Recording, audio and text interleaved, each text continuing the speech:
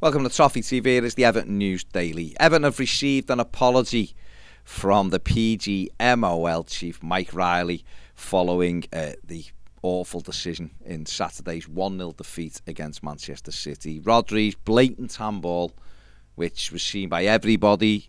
It shouldn't have needed VAR, but Chris Havana on VAR decided not to give the penalty. The Premier League had told Everton before the game had finished it was a mistake. It's now come out. Mike Riley's ended up having to apologise to Bill Kenwright. The story says Denise Barrett, Baxendale and Frank Lampard. It doesn't really mean anything, does it? The fact we all know it was the wrong decision. We all know it was a pathetic decision. The whole world knows it. It doesn't change a thing.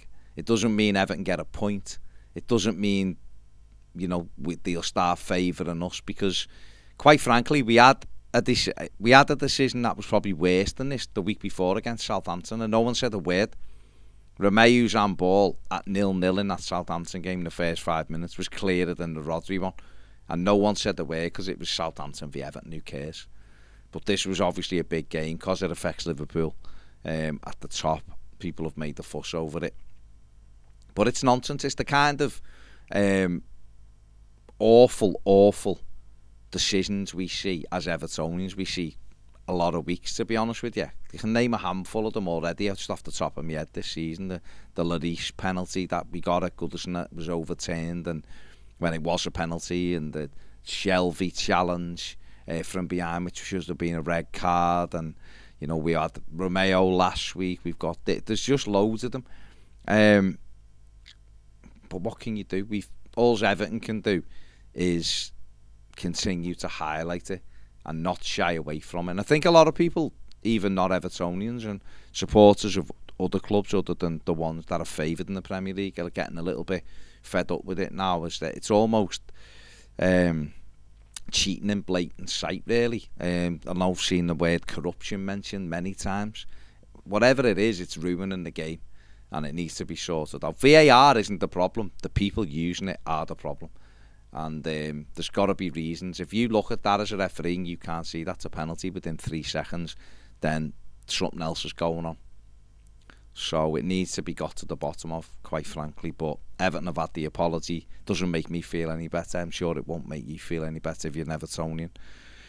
What can we do? We've got to get on with it. Labour MP Chris Bryant has recommended that Everton should cut their ties with Alisher Usmanov. Obviously, Usmanov is part owner of USM, who are heavily sponsors of Everton. He's had a lot of his assets frozen by the EU, and the UK are expected to follow suit and freeze his assets there. And Labour MP Chris Bryant saying Everton need to get ahead of it, cut the ties with them now and step away from the situation. It'll be interesting to see what Everton do, obviously, over the course of the next few days, with the tension, obviously the war ongoing, with Russia invading the Ukraine. So we need, something needs to be done. Vitaly Mihailovich has actually spoken out on the war via his social media posts today. He said the truth will defeat propaganda. On February 24th, the Russian Federation attacked the territory of the Ukraine, a sovereign European state. They did it treacherously while everyone was sleeping. The aggressor has launched a powerful and false propaganda that we must fight by telling the truth to the whole world. Today is the 6th day of the war. Civil people are dying. Houses and squares are disappearing. But our faith in victory is not. We are Ukrainians. We are one, defending our land. We ask for your support. Obviously, remains to be seen whether Mihailovich is available for selection for Everton and Boreham Wood on Thursday. Obviously, events taking place in his own country are weighing heavily on his mind, as you would expect. So, we hope that this war comes to a swift end, because there shouldn't be any place in this world for war in 2022, quite frankly.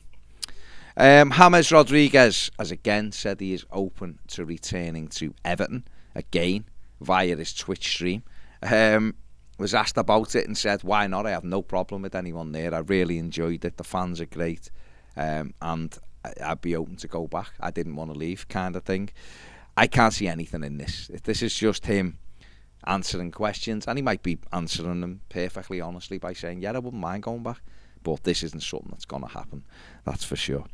And finally, Everton have been linked with a move for Montreal Impact midfielder Jordi Mihailovich. The 23-year-old USA international, he's got 6 international caps, scored 4 goals and had 14 assists for Montreal Impact last season.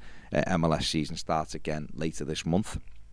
A lot of clubs monitoring him, but reports today saying that Everton's Kevin Thelwell relationship with MLS, and understanding that as Everton's new director of football, is he's interested in this player and knows how good he is. And a fee of around €8 million has been mentioned.